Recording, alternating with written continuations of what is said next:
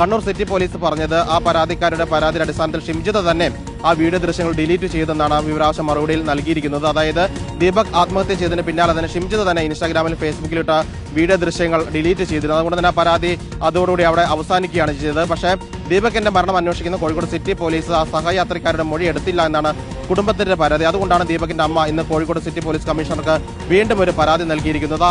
കണ്ടില്ലേ, അതായത് ദീപക് ഷിംജിത വിഷയത്തില് ദീപകിന്റെ ആത്മഹത്യയെ തുടർന്ന് ഈ ഒരു കാര്യം വലിയ രീതിയിൽ ചർച്ച ചെയ്യുകയും ദീപകിന്റെ വിഷയത്തിൽ ഷിംജിത പറഞ്ഞൊരു നിലപാട്, അല്ലെ ഷിംജിത കൊടുത്തൊരു മറുപടി എന്ന് പറഞ്ഞു കഴിഞ്ഞാൽ ഇത് ദീപക് തന്നെ ഒരു ലൈംഗിക ഉപയോഗത്തിന് വേണ്ടിയിട്ട്, അല്ലെ ഒരു ലൈംഗിക ഉപകരണമായിട്ട് കണ്ടുകൊണ്ട് തന്നെ അയാളുടെ കൈമുട്ട് കൊണ്ട് പൊക്കി തന്റെ മാറിടത്തിൽ സ്പർശിച്ചു എന്നാണ്.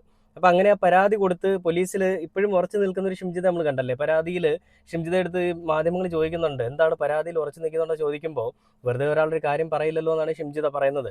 അവൾക്ക് ആരോ വലിയ പിന്തുണ കൊടുക്കുന്നുണ്ടെന്നുള്ളതിന്റെ